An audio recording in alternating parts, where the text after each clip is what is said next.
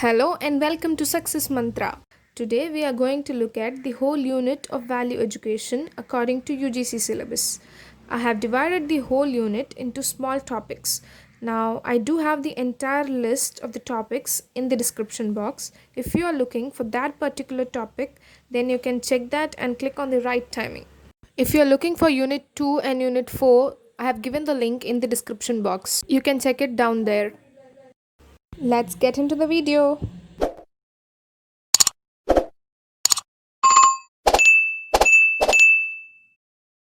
In Unit 3, we'll discuss human rights, Universal Declaration of human rights violation, national integration, peace and non-violence, Dr. APJ Abdul Kalam's 10 points of enlightened citizenship, social values and welfare of the citizens, the role of media in value building.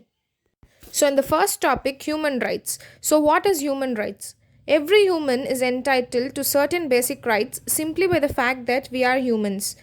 They are called rights because they are the things that you are allowed to do or the things that you are privileged to do. These rights are there for us to get along with each other and live in peace. The UNO or the United National Organizations define human rights as the rights inherent to all human beings regardless of race, sex, nationality, ethnicity, language, religion, or any other social status. Human rights include the right to life and liberty, freedom from slavery and torture, freedom of opinion and expression, the right to work and education, and many more. Everyone is entitled to these rights without any discrimination. The Human Rights Day is celebrated every year on 10th December. Now, the second topic is UDHR, that is Universal Declaration of Human Rights. The Universal Declaration of Human Rights is a milestone document in the history of human rights. The declaration was proclaimed by the Union Nation General Assembly in Paris on 10th of December 1948 as a common standard of achievement for all people and all nations. There are 30 articles in the UDHR of human rights and it guarantees freedom of expression as well as civil, political, social, economical, cultural rights. These rights apply to all the people, irrespective of their race, gender, and nationality, as all people are born free and equal. It has been translated into 500 languages and it is the most translated book in the whole world.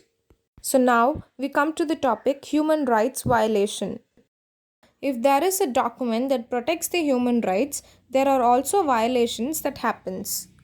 The Universal Declaration of Human Rights was established human rights that all people are entitled to such as freedom from torture, freedom of expression and freedom of education. So what are some of the human rights violations? The discrimination at work based on traits like race and gender and sexual orientation, that is the right to work. And the second, right at work, not paying a sufficient minimum wage. The third, the right to education, segregation students based on disabilities. The fourth is the right to participate in cultural life, that is, forbidding the use of minority or indigenous languages.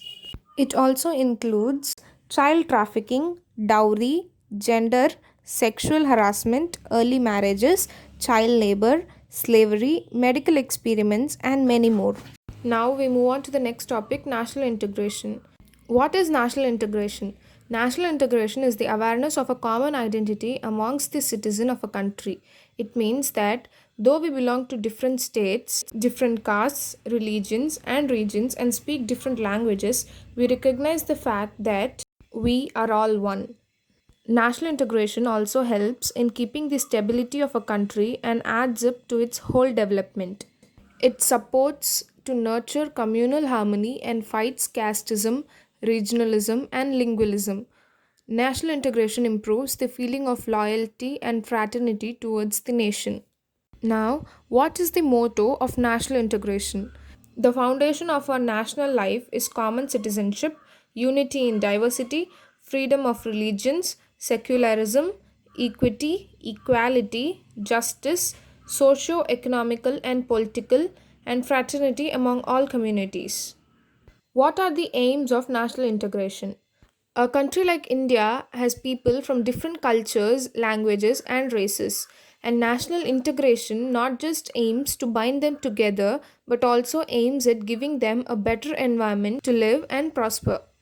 Now the question comes, why is national integration important? The answer is national integration helps in keeping the stability of the country and helps in its development. It nurtures communal harmony and fights casteism, regionalism, and linguistic differences. Not only that, it also improves the feeling of loyalty towards the nation and aims at uniting people in case of emergency. It also increases the economic growth and development of the nation. The next topic, peace and nonviolence. Peace. Peace is a state of tranquility, quiet and harmony, absence of violence.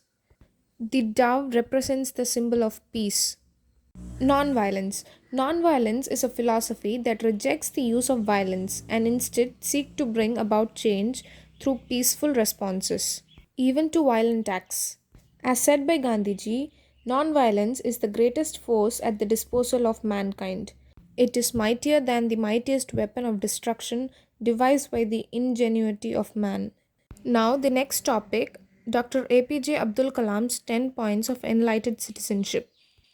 Dr. APJ Abdul Kalam was the 11th and the most loved president of India. Though he was a scientist who made our country proud with his missile defense program, his favorite job was teaching. APJ Abdul Kalam, the missile man of India, left behind the legacy of values to be imbibed by students, children, and grown ups too. This is one such pledge for us to follow the betterment of the individual and the nation as a whole. The 10 points are: I will act with utmost commitment towards studies or job. I will work exemplarily in that. From today onwards, I will help 10 persons who cannot read and write. I will plant at least 10 trees and ensure that it grows. Going to villages, I will help at least 5 people to come out gambling and drinking habit. I will endlessly work hard to help my siblings who are struggling in life. I will never support differences based on caste, religion, and language. I will stay with integrity and strive hard to build a corruption free society. I will work towards becoming a conscious citizen. I will also work hard towards an upright family.